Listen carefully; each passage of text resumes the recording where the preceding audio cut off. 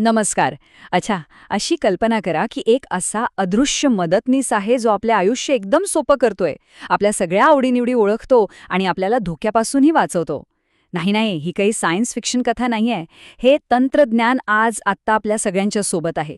चला तर मग या अदृश्य शक्तीला म्हणजेच नॅरो एआयला जरा जवळून ओळखूया. पण पुढे जाण्याआधी एक छोटासा प्रश्न. आपल्याला काय वाटतं, आपण रोजच्या आयुष्यात आर्टिफिशियल इंटेलिजन्स वापरत असू का? बहुतेक नाही असंच वाटत असेल, नाही का? पण जरा थांबा. याचं उत्तर ऐकून कदाचित थोडं आश्चर्य वाटेल, पण ते आहे हो, जवळजवळ नक्कीच. आणि आज आपण बरोबर हेच उलगडणार आहोत की हे अदृश्य तंत्रज्ञान आपल्या आयुष्यात नेमकं कुठे आणि कसं लपलेलं आहे. तर या अदृश्य तंत्रज्ञानाला म्हणतात नॅरो एआय. आणि नावाप्रमाणेच हा एक मूक विशेषज्ञ आहे. म्हणजे एका विशिष्ट कामात एकदम पारंगत, जो पडद्यामागे राहून आपलं काम अगदी अचूकपणे करत असतो. म्हणजे बघा, एकदम सोपं करून सांगतो, नॅरो एआय म्हणजे ना एक असा एक्सपर्ट आहे जो फक्त आणि फक्त एकच काम करण्यासाठी बनलेला आहे. पण ते एक काम तो इतकं भारी करतो की माणूस पण नाही करू शकणार. विचार करा, एखाद्या मास्टर शेफसारखं, जो फक्त एकच डिश बनवण्यात एकदम एक्सपर्ट असतो. त्याला तुम्ही दुसरं काही बनवायला सांगितलं ना, तर तो पुरता गोंधळून जाईल. अगदी तसंच आहे हे. नॅरो एआयला नीट समजून घेण्यासाठी ना, त्याला जनरल एआय पासून वेगळं करणं खूप महत्त्वाचं आहे. बघा, नॅरो एआय म्हणजे आजचं वास्तव, जसं की आपल्या फोनमधला फेस आयडी किंवा स्पॅम फिल्टर. तर जनरल एआय म्हणजे भविष्याची कल्पना, म्हणजे सायन्स फिक्शन सिनेमातले रोबोट्स नसतात का, जे माणसासारखा विचार करू शकतात, तसे ते अजून तरी अस्तित्वात आलेले नाहीत. पण मग हा मूक विशेषज्ञ भेटतो तरी कुठे? आपल्याला त्यासाठी कुठे लांब जायची गरजच नाहीये. खरं तर तो आपल्या खिशातल्या फोनमध्येच बसलेला आहे. बरं, आपण जेव्हा ओके गुगल किंवा हे सिरी म्हणतो ना, तेव्हा काय होतं? आपण खरं तर एका नॅरो एआयलाच कामाला लावत असतो. तो काय करतो? तो आपला आवाज, आपले शब्द यांचा एक पॅटर्न ओळखतो आणि मग त्याला दिलेल्या कमांडच्या पॅटर्नसोबत तो जुळवून बघतो. पण एक गोष्ट इथे महत्वाची आहे. तो आपलं बोलणं माणसासारखं समजून घेत नाहीये. तो फक्त पॅटर्न मॅचिंग करतोय, बस. आपल्या फोनचा फेस अनलॉक आठवा. ते सुद्धा याचंच एक उत्तम उदाहरण आहे.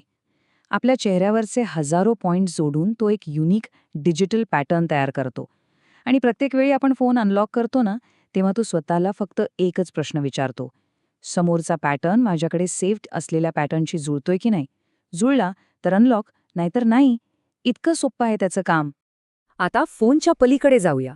इंटरनेटच्या या अफाट जगात तर नॅरो एआय एका अदृश्य सूत्रधारासारखं काम करतो, जो आपला ऑनलाईन अनुभव आणखी चांगला बनवतो. आपल्या ईमेलमधला जो स्पॅम फिल्टर असतो ना, तो एक अदृश्य पहारेकरी आहे.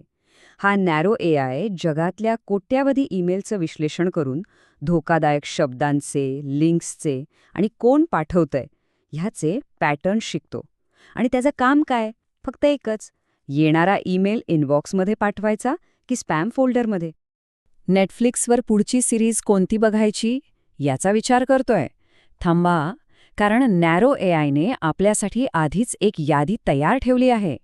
तो आपल्या बघण्याच्या सवयींमधनं एक टेस्ट पॅटर्न तयार करतो आणि मग त्याचं एकच ध्येय असतं, आपल्याला स्क्रीनसमोर खिळवून ठेवणं. इथे ना एक मोठा गैरसमज दूर करणं खूप गरजेचं आहे. हे अल्गोरिदम आपलं मन नियंत्रित नाही करत आहेत. ते फक्त आणि फक्त अत्यंत हुशार पॅटर्न शोधक आहेत. ते आपल्या भूतकाळातल्या वागण्याचे पॅटर्न ओळखतात आणि त्यावरून भविष्याचा अंदाज लावतात, बस. पण नॅरो एआय फक्त आपल्या स्क्रीनपुरता मर्यादित नाहीये. तो आपल्या भौतिक जगात सुद्धा एक खूप महत्वाची आणि तितकीच अदृश्य भूमिका बजावत आहे. कधी असा मेसेज आलाय का की आपल्या क्रेडिट कार्डवरून अचानक दुसऱ्याच देशात खरेदी झालीये? तर यामागे नॅरो एआय असतो. तो आपल्या खर्चाच्या पॅटर्नवर 24 तास लक्ष ठेवतो. जसाही त्याला एखादा वेगळा किंवा असामान्य व्यवहार दिसतो, तो लगेच त्याला ब्लॉक करतो. त्याचं काम एकदम सोपं आहे. हा व्यवहार नेहमीसारखा आहे की धोकादायक? आरोग्य क्षेत्रात तर नॅरो एआय अक्षरशः जीव वाचवण्याचं काम करतोय. तो एक्स-रे किंवा MRI स्कॅनचं विश्लेषण करून अशा गोष्टी शोधून काढतो, असे पॅटर्न शोधतो जे मानवी डोळ्यांना सहज दिसत नाहीत, आणि डॉक्टरांना संभाव्य धोक्यांची सूचना देतो. पण हो, हे लक्षात घ्या, तो डॉक्टरांची जागा घेत नाहीये, तर एक अत्यंत हुशार असिस्टंट म्हणून त्यांना मदत करतोय. तर मग आपल्या फोनपासून ते थेट हॉस्पिटलपर्यंत नॅरो AI एका अदृश्य मदतनीसाप्रमाणे सगळीकडे आहे. पण या सगळ्या उदाहरणांमधून आपल्याला एक मोठा निष्कर्ष काय मिळतो आणि याच्या पुढे काय? या सगळ्याचं सार एका वाक्यात सांगायचं झालं तर असं म्हणता येईल, नॅरो AI म्हणजे अनेक शक्तिशाली, विशेषज्ञ टूल्सचा एक संच आहे. तो माणसासारखा विचार करू शकत नाही, त्याच्याकडे स्वतःची अशी बुद्धी किंवा चेतना नाहीये. आणि यामुळेच ना एक खूप इंटरेस्टिंग प्रश्न समोर येतो. अच्छा, जर नॅरो AI फक्त ठरवून दिलेलीच कामं करतो, मग असा कोणता AI आहे जो स्वतःहून नवीन गोष्टी म्हणजे चित्र काढू शकतो, संगीत तयार करू शकतो किंवा अगदी कविता लिहू शकतो? या प्रश्नाचं उत्तर दडलेलं आहे AIच्या एका दुसऱ्या आणि खूपच सर्जनशील प्रकारात. त्याला म्हणतात जनरेटिव्ह AI. आणि याच रोमांचक जगाची सफर आपण आपल्या पुढच्या भागात करणार आहोत. ही माहिती आपल्यापर्यंत पोहोचवली आहे नॉलेज इक्विटी पार्टनर्सने. आम्ही विविध विषयांवर समकालीन आणि व्यावहारिक ज्ञान सामायिक करतो, जे दैनंदिन जीवन अधिक प्रभावी आणि कार्यक्षम बनवू शकतं. जर आमचा हा प्रयत्न आपल्याला मोलाचा वाटत असेल, तर कृपया आमच्या नॉलेज इक्विटी पार्टनर्स चॅनलला सबस्क्राईब करा, म्हणजे आपल्याला आमच्या रोजच्या व्हिडिओजबद्दल सूचना मिळतील. आणि हो, लाईक आणि शेअर करायला विसरू नका. हे मौल्यवान ज्ञान आपल्या कुटुंबासोबत, मित्रांसोबत आणि समाजात नक्की पसरवा.